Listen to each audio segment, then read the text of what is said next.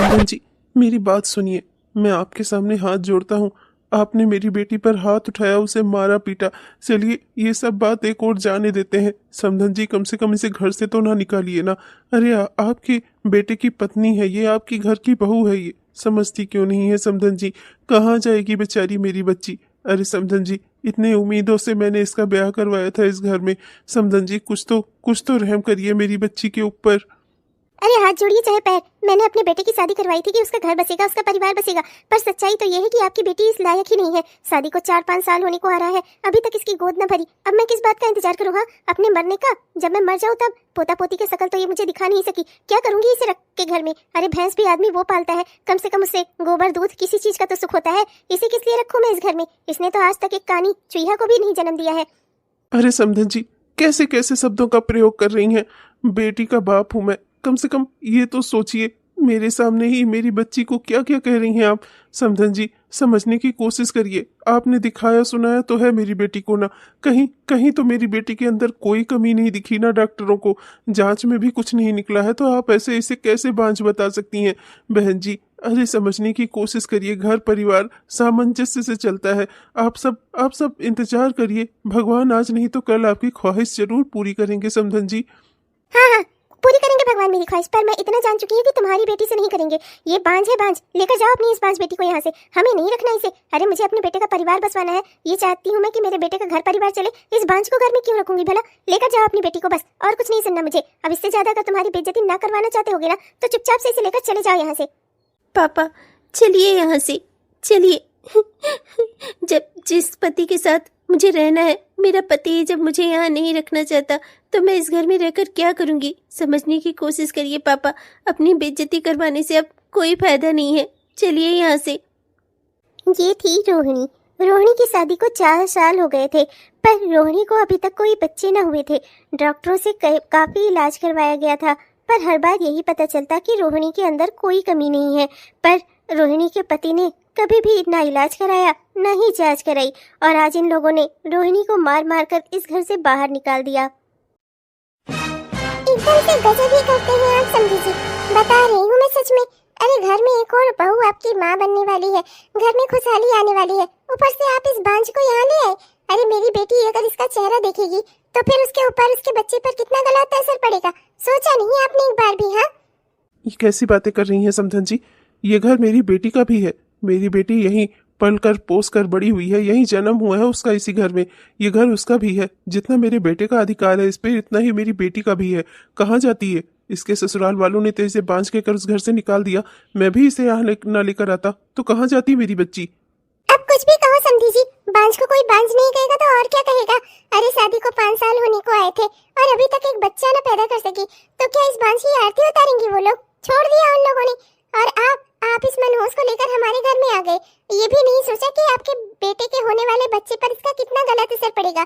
यहाँ मैं और मेरा दामाद, मेरी बेटी, हम लोग इस उसमें लगे हैं कि सब कुछ अच्छे से निपट जाए, और एक आप है समधी जी, मनहूसियत को उठाकर घर में लेकर चले आए। हाँ देखिए समधन जी, आप मेरी बहू की माँ हैं और मेरे बेटे की सास। इस वजह से मैं अभी तक आपकी बातें सुन रहा था, पर अब बस बहुत हो गया। मैं अपनी बेटी के बारे में एक भी शब्द और गलत नहीं सुनूंगा। ये घर जितना मेरे बेटे का है उतना मेरी बेटी का भी है। मेरी बेटी यहीं रहेगी और अब मैं कुछ नहीं सुनना चाहता। चलो बिटिया। ज्योति, इधर सुन। ज्योति, ये औरत ना बांझ है बांझ, इससे दूरी बनाकर रखना। कुछ भी दे तो खाना नहीं, कोशिश करना कि सुबह उठकर इसका चेहरा ना देखना पड़े तुझे। इससे दूरी बनाकर रखना।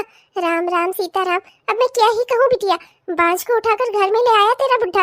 अब कर ही क्या सकते हैं, घर तो बुढ़े का भी है ना, निकाल तो सकते नहीं उसे इस घर से। अब झेलना ही पड़ेगा। तू बस उससे दूरी बनाकर रखना। अपना तो घर परिवार खाकर आई ही है, पता चले तेरे भी जी को लग जाए। ऐसी बांझ औरतों का ना कोई भरोसा नहीं होता। जिसके बच्चा होने वाला रहता है ना, उससे जलती हैं ये जलती। हाँ जी माँ। सुनो, शाम होने को आ रही है, यहीं बाहर अपना चारपाई और पाई बिछा लो। घर के अंदर सोने की जरूरत नहीं है तुम्हें। घर में 2 ही 3 4 कमरे बने हैं। एक कमरे में मैं सोऊंगी, एक कमरे में मेरी बेटी और मेरे दामाद, एक कमरे में तुम्हारा बाप बुढ़वा सोएगा। तो बस हो गया। और वैसे भी घर के अंदर रहोगी, हरदम हरदम मेरी बेटी उठती है, कुछ ना कुछ काम लगता है उसे। तुम्हारी सूरत, तुम्हारी छाया बार बार मेरी बेटी पर नहीं पड़नी चाहिए। अपने भाई की, अपने बाप की बहुत हितैषी बनती हो ना, तो यहीं आंगन में ही अपना डेरा जमा लो, समझी? और पानी बरसेगा तो वो आंगन की उधर जो मड़ारी छाई है ना, जिसमें गाय भैंस बांधी जाती है, जाकर उसमें बैठ जाना, उसमें रुक जाना, समझी?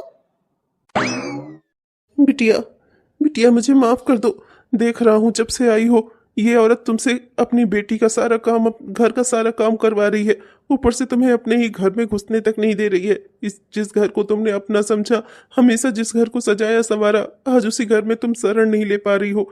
बेटा मुझे माफ करना। क्या करूँ ही बिटिया, मैं अब बूढ़ा हो गया हूँ, मजबूर हो गया हूँ। मैं तुम्हारे भाई पर आश्रित हूँ, बहू के हाथ के दिए खाने पर आश्रित हूँ। बेटा तुम तो समझ सकती हो ना मेरी हालत। मैं बेटा और बहू को तो घर से नहीं निकाल सकता ना बिटिया। तुम ही थोड़ा संतोष कर लो मेरी बच्ची। मैं तो जानता हूँ शुरू से कि हमने हमेशा ही संतोष किया है। भगवान तुम्हें इस संतोष का फल दे बिटिया। बाबूजी आप बिल्कुल चिंता मत करो, बांझ हूँ या नहीं ये तो नहीं पता, पर बदकिस्मत तो हूँ ही। अगर बदकिस्मत ना होती तो आज अपने घर परिवार में ना होती बाबूजी। आज वो दिन आ गया है, भाभी को सब लेकर हॉस्पिटल गए हैं। भगवान करे कि सब अच्छे से हो जाए, मेरा भतीजा या मेरी भतीजी इस दुनिया में आ जाए, मुझे और क्या चाहिए। खा गई, खा गई, खा गई तुम्हारी बहन, मेरे बेटी के होने वाले बच्चे को खा गई। मैं जानती थी शुरू से, इसीलिए मना करती थी मैं। हे भगवान, देखो ना इसकी छाया पड़ी नहीं और मेरी बेटी की गोद चढ़ गई दामाद जी। क्या? हे भगवान, ऐसा नहीं हो सकता। ऐसा है बहन, तुम्हारी वजह से मेरा बच्चा चला गया इस दुनिया से। अब मैं तुम्हें और बर्दाश्त नहीं कर पाऊंगा। अपनी मनहूसियत ना जाकर कहीं और दिखाओ, निकल जाओ मेरे घर से। तुम्हारी सूरत, तुम्हारी छाया तक नहीं पड़ने दूंगा मैं अपने इस घर में। चली जाओ तुमने मेरी खुशियां खत्म कर दी। अरे प्रमोदवा, ये क्या कह रहा है तू? ये तेरी बहन है, तेरे साथ खेल कूद कर बड़ी हुई है। ये ऐसा कैसे बड़ा भाई है तू? हाँ, अपनी ही बहन को ऐसे समय में घर से निकाल रहा है जब उसके पास रहने का कोई दूसरा ठिकाना नहीं है।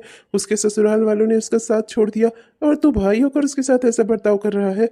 अरे इंसान को इंसान के नसीब का ही मिलता है। बहू को मैंने कितनी बार रोका था, जब देखो तब सिगरेट पीती रहती थी, शराब पीती रहती थी। अरे ऐसी अवस्था में ये सब कौन करता है?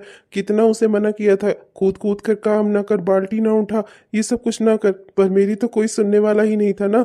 तुम्हारी बीवी की करतूतों की वजह से ही तुम्हारा बच्चा इस दुनिया से गया है।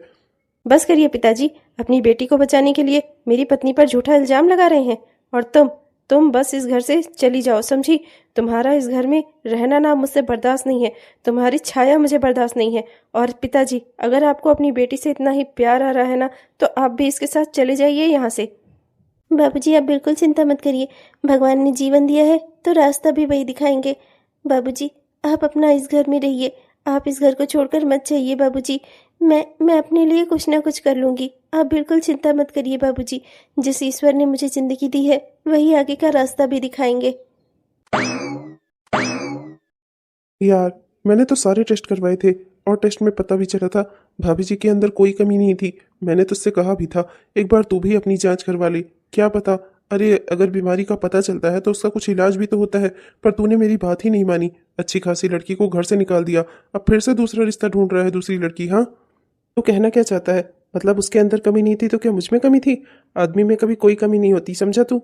और फिर जहाँ तक सवाल है उसका, तो वो छोड़ने लायक ही थी। 5 साल में उस बंजर धरती पर एक भी फूल नहीं खिला, तो उसे अपने घर में क्या सजाने के लिए लाकर रखा था क्या? छोड़ दिया उसे, अब दूसरी लड़की की तलाश कर रहा हूँ। इसीलिए माँ ने कहा कि एक बार तुझसे भी कह दूँ, कोई अच्छा रिश्ता दिखे तो बताना मुझे। डॉक्टर साहब। अरे तुम अभी तक गई नहीं क्या? मैंने तुमसे क्या कहा?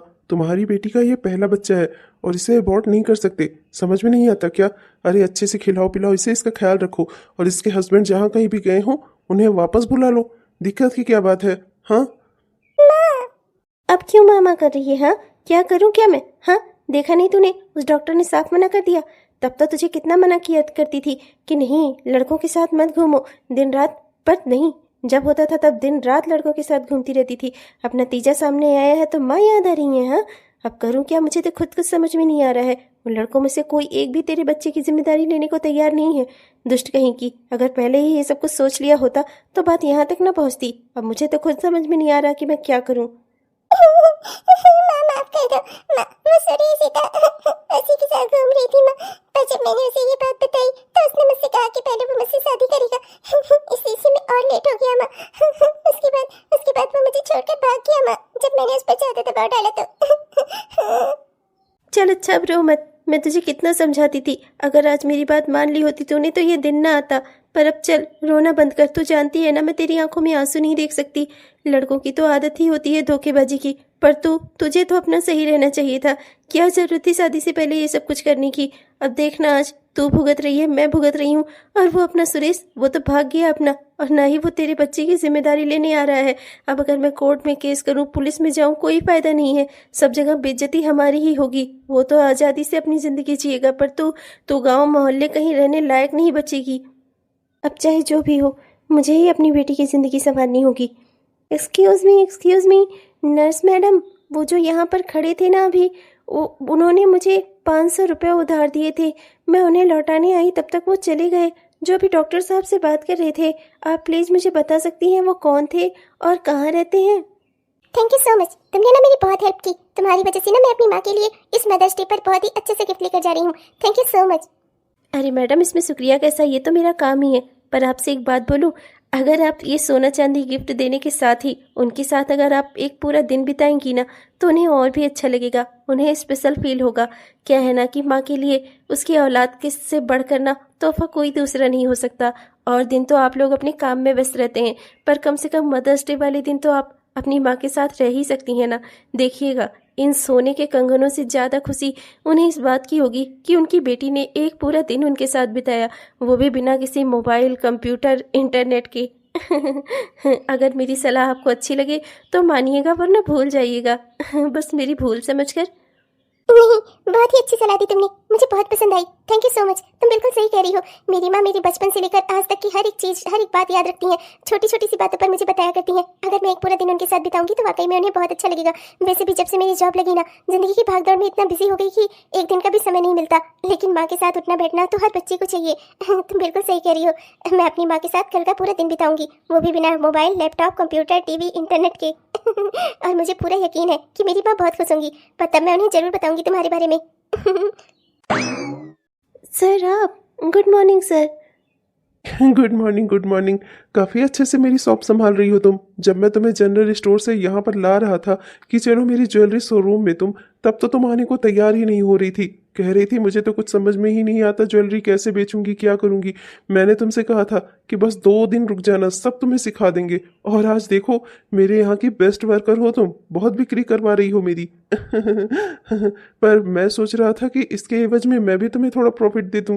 प्रॉफिट कहने का मतलब है, मैं जानता हूँ कि तुम्हें पैसे नहीं चाहिए, मैं तो तुम्हें एक दिन की छुट्टी देना चाहता हूँ। मदर्स डे पर तुम्हें भी तो अपनी माँ के साथ समय बिताना होगा, या फिर मतलब घर में कोई बच्चे है वगैरह। नहीं सर, मुझे कोई छुट्टी नहीं चाहिए। मैं माँ का महत्व तो जानती हूँ, पर मैं वो बदनसीब हूँ जिसे ना भगवान ने माँ दी, ना उसे कभी माँ बनने के लिए किया। अब तो मुझे लगने लगा है कि शायद मैं ही मनहूस हूँ। मनहूस ना होती तो मैं बांझ ना होती। पैदा होते ही अपनी माँ को खा गई, उसके बाद पति के घर गई तो एक भी बच्चा उसे ना दे सकी। उन लोगों ने मुझे घर से निकाल दिया। मायके आई तो अपनी भाभी के बच्चे को खा गई। मैं वाकई में मनहूस ही हूँ। कैसी अनाप शनाप बातें कर रही हो तुम। मतलब कि अगर तुम्हारे बच्चे नहीं हुए तो तुम मनहूस हो गई, तुम्हारे साथ हमेशा बुरा हुआ तो तुम मनहूस हो गई। ऐसे तो सोच लो तो फिर मैं भी मनहूस हो गया।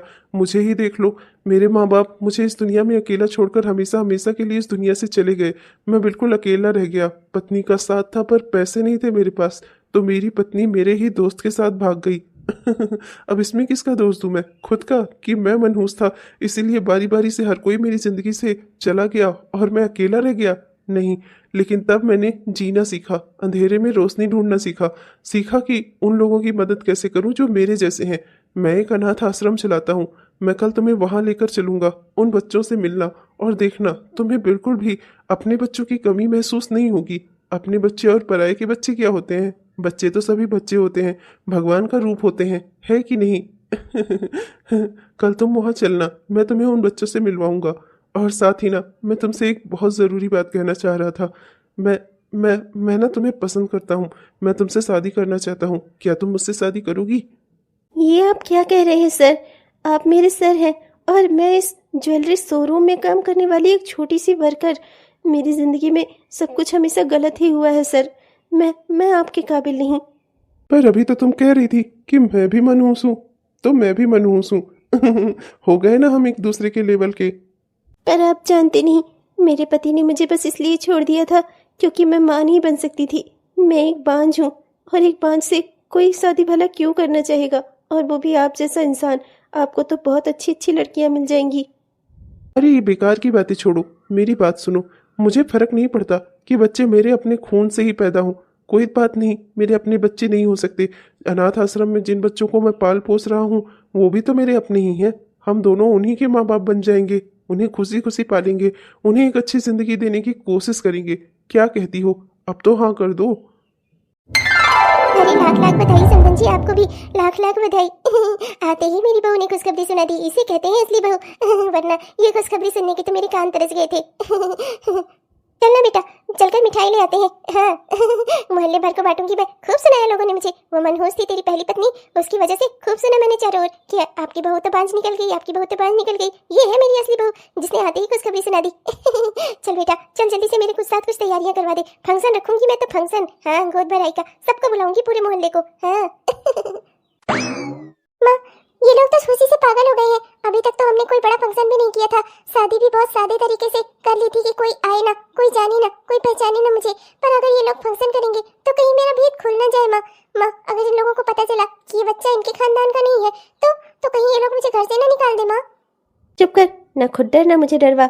इतने समय से मैं ये सब कुछ टालती आई हूँ। अरे इन्हें बोल दिया था कि मैं इनके शादीशुदा बेटे की शादी अपनी कुंवारी बेटी से करवा रही हूँ, इसलिए शादी का फंक्शन बहुत बड़ा नहीं रखा हमने कि लोगों में हमारी बेइज्जती ना हो। और ये लोग मान भी गए। इन्हें लगा कि हमने कितना बड़ा एहसान किया है तेरी शादी इनके साथ करवा कर। हाँ। अब बस तू तो सब देखती जा, तेरी माँ है ना, सब हैंडल कर लूँगी मैं। तो बस इन्हें बोल देना कि यहाँ के डॉक्टर की दवा मुझे सूट नहीं करती, मुझे मेरी नानी के घर की दवा सूट करती है। मैं तुझे लेकर अपनी माँ के घर चली जाऊँगी और वहीं पर सब हो जाएगा, कोई दिक्कत की बात नहीं है। इनसे कह देंगे कि बच्चा जल्दी ही हो गया, आजकल वो चला है ना प्रीमेच्योर डिलीवरी, वही बता देंगे। कह देंगे 7 महीने में बच्चा हो गया और बच्चा पूरे 9 महीने में ही हो जाएगा। तो बस चिंता मत कर, मैं हूँ ना, मैं सब संभाल लूँगी। 4 दिनों के लिए मुझे न्यूयॉर्क जाना है, मेडिकल कॉन्फ्रेंस है मेरी। अपनी कार को यहाँ अपने घर पर तो छोड़ नहीं सकता, तो एक काम करता हूँ, यहीं जयदीप के घर पे ही छोड़ देता हूँ। जयदीप, ओ जयदीप। जी, एक्सक्यूज मी, बताइए। तुम यहाँ? ये तो मेरे दोस्त जयदीप का घर है ना, तुम यहाँ क्या कर रही हो? मैं उन्हें अभी बुलाती हूँ। अरे उसे देखकर शौक में क्यों चला गया भाई? वो तेरे भाई की वाइफ है। तो बोल किस काम से आया था वो थोड़ी साई है ना, सबसे नहीं मिलती जुलती, इसी वजह से भाग गई। अब तेरा मुंह क्यों खुला रह गया? बंद कर ले वरना मच्छर चला जाएगा। बोल किस काम के लिए आया था तू? वो 4 दिन बाद मेरी मेडिकल कॉन्फ्रेंस है, मुझे कॉन्फ्रेंस के लिए न्यूयॉर्क जाना है। मेरे घर में रिपेयरिंग का काम चल रहा है, सोचा कि जब तक बाहर रहूंगा तब तक वही काम निपट जाएगा। तो कार घर में नहीं छोड़ सकता था ना, वही कार खड़ी करने आया था तेरे घर पर ये लड़की, तूने इससे शादी की है? अरे हाँ यार, इससे शादी की और मेरी पूरी जिंदगी बन गई है। जल्दी ही तेरा भाई बाप भी बनने वाला है, बहुत खुशी की बात है। मुझे तो लगा था इस जन्म में मुझे औलाद का सुख ही नहीं मिलेगा। पर भगवान की बड़ी कृपा है। यार मैं तुझसे कैसे ही कहूँ, पर मैं चाहता हूँ कि मैं कुछ छिपाऊं भी ना। मेरा दोस्त है तू यार। अभी 4-5 महीने पहले की ही बात है, ये लड़की और इसकी माँ मेरे क्लिनिक पर आए थे, इन्हें बच्चा अबॉर्ट करवाना था। और ये लड़की तुझसे इतनी जल्दी शादी और इतनी जल्दी खुशखबरी, मुझे यार कुछ समझ में नहीं आ रहा है। कुछ तो झोल है भाई। ये तू क्या कह रहा है? ऐसा नहीं हो सकता। तू मेरे बचपन का दोस्त है, तुझसे झूठ क्यों बोलूंगा भला? मैं बस ये नहीं चाहता कि तुझे कोई धोखा दे। यार रोहिणी भाभी में कोई कमी नहीं थी, तुमने और तुम्हारी माँ ने उन्हें उस घर से निकाल कर ना बहुत बड़ी गलती की है। मैं तुझसे पहले ही कह रहा था, एक बार अपनी जांच करवा लेना, सब दूध का दूध और पानी का पानी हो जाएगा। ये वही लड़की है, मैं इसे पहचानने में गलती नहीं कर सकता यार। इसकी प्रेगनेंसी को बहुत लेट हो गया था और इसकी माँ कह रही थी कि इसका हस्बैंड अब्रॉड गया हुआ है, पर मैंने जान लिया था, मैं उन दोनों की शक्ल से पहचान गया था कि मामला कुछ और ही है। वो लड़का इसे छोड़कर भाग गया है और ये लड़की अब उसका पाप ढो रही है। अब भाई ये सब कुछ जो सच्चाई थी मैंने तुझसे कह दी, अब जो तेरी मर्जी सो कर। अगर तुझे मेरी बातों पर यकीन नहीं है तो एक बार अपनी जांच करवा ले यार, क्या पता रहस्य खुल ही जाए। अरे ये क्या कर रही हैं आप? मैंने आपसे कहा था ना कि आपको आराम करना है और आप फिर से काम में लग गई। अरे हाँ, पर ऐसा भी कुछ नहीं है, डॉक्टर ने कहा है ना, कोई कॉम्प्लिकेशंस नहीं है, सब कुछ बढ़िया है, आप चिंता क्यों करते हैं? और अपने पेड़ पौधों का ख्याल रखना ना मुझे ही अच्छा लगता है। माली काका आए हैं, वो भारी भारी गमले उठाकर इधर उधर रख दे रहे हैं। मैं तो बस इनकी थोड़ी सी देखभाल ही कर रही हूँ। मैं कुछ भी ऐसा नहीं कर रही जिससे मुझे या आपके बच्चे को कोई दिक्कत हो। मैंने कभी सोचा भी नहीं था जिंदगी में इतनी सारी खुशियां आएंगी। बस डर लगता है कि कहीं खुशियां मैं संभाल ना पाऊं। ऐसा तो नहीं होगा ना? मैं चाहता हूं कि जो कुछ मेरे पास है ना वो सब मेरे पास ही रहे, कोई मुझसे मेरी खुशियां ना छीन कर ले जाए। बस इन्हीं बातों से डरता हूं। मैंने भी कभी नहीं सोचा था। मेरी सास ने, मेरे पति ने मुझे धक्के मार पीट कर उस घर से निकाल दिया था। मैं हमेशा उससे कहा करती थी कि एक बार आप भी जांच करवा लीजिए, पर उसने मेरी बात कभी नहीं मानी। ऐसा उन लोग मुझे बांझ कहते थे ना, मुझे भी लगने लगा था कि शायद मैं बांझ ही हूँ। पर भगवान ने मुझे ये खुशी देकर ना मुझे बता दिया कि कमी मुझ में नहीं थी। मैं बहुत खुश हूँ और अपने इस आने वाले बच्चे के लिए ना और भी ज़्यादा खुश हूँ, बहुत एक्साइटेड हूँ। आप देखिएगा, हम दोनों ना एक अच्छे माँ बाप बनेंगे। वो तो हम पहले से ही हैं। आखिर अनाथ आश्रम वाले बच्चे भी तो हमारे अपने ही हैं। और हमारा ये बच्चा भी ये भी हमारी तरह ही बनेगा, दूसरों की देखभाल करेगा और जो तकलीफ में होंगे उनकी सहायता करेगा, हमारे ज्वेलरी शोरूम को चलाएगा और हमारे अनाथ आश्रम को और भी आगे तक लेकर जाएगा। देखना तू। चाहे बेटा होगा या बेटी, उसे मैं खूब अच्छे से पढ़ाऊंगा लिखाऊंगा, खूब बड़ा इंसान ये बनाऊंगा। देखना तुम। अच्छा चलिए, अब इन बातों में कहीं हमारे उन बच्चों का खाना ना लेट हो जाए। मैंने ललिता से कहकर ना आज छोले पूड़ी वगैरह बनवाए थे बच्चों के लिए। कल वो जो रोहित है ना, रोहित वो मुझसे कह रहा था कि मम्मी कल आइएगा तो आप पूड़ी छोले बना कर लाइएगा। तो मेरी तो ऐसी हालत है, ज़्यादा देर किचन में खड़ी नहीं रह सकती ना, तो ललिता से कहकर उसे रेसिपी बता कर बनवाए हैं। छोले ठंडे हो जाएंगे। चलिए अब चलते हैं। चलो। अरे राम राम बेटा, ये तो क्या कह रहा है? मतलब कि वो खुशी हमारे घर की है ही नहीं। वो चिराग हमारे घर में जला ही नहीं है जिसके लिए मैं भगवान से दुआएं मांग रही हूँ। हे राम, हे प्रभु, ये तो जो बड़ा खेल खेल रही थी ये लड़की और इसकी अम्मा। हाँ माँ, यही सच्चाई है। कमी मुझ में ही है। मेरा दोस्त हमेशा कहा करता था कि एक बार तू भी जांच करा ली, तू भी जांच करा ली, पर मैं अपने मर्दों के अहंकार में था। मुझे लगा कि आदमी में क्या कमी हो सकती है। पर माँ, आज मेडिकल साइंस तरक्की कर चुका है, वो हर इंसान की कमी के बारे में बता सकता है। माँ, कमी मुझ में ही थी। मैं बाप नहीं बन सकता था तो रोहिणी माँ कैसे बनती? इन सब में उसकी कोई गलती नहीं थी। हमने उसे मारकर इस घर से निकालकर बहुत बड़ी गलती की है। उस जैसी चरित्रवान लड़की को हमने इस घर से निकाल दिया और इस जैसी चरित्रहीन को अपने घर में ले आए, जो ना जाने किसका पाप हमारे सर पर मढ़ रही है। तुम्हारी इतनी हिम्मत, तुमने मेरी बेटी को तलाक के कागजात भेजे? तुम्हारी इतनी हिम्मत? अरे तुम जैसे तलाकशुदा आदमी को कौन अपनी बेटी देता? मैंने अपनी कुंवारी बेटी की शादी तुमसे करवाई तो आज तुम मुझसे तलाक दे रहे हो। जब वो माँ बनने वाली हो गई तो मैं तुम्हें तलाक उसे देने नहीं दूंगी, समझे तुम? मैं पुलिस केस करूंगी, पुलिस केस। मेरी बेटी की जिंदगी बर्बाद करना चाहते हो तुम?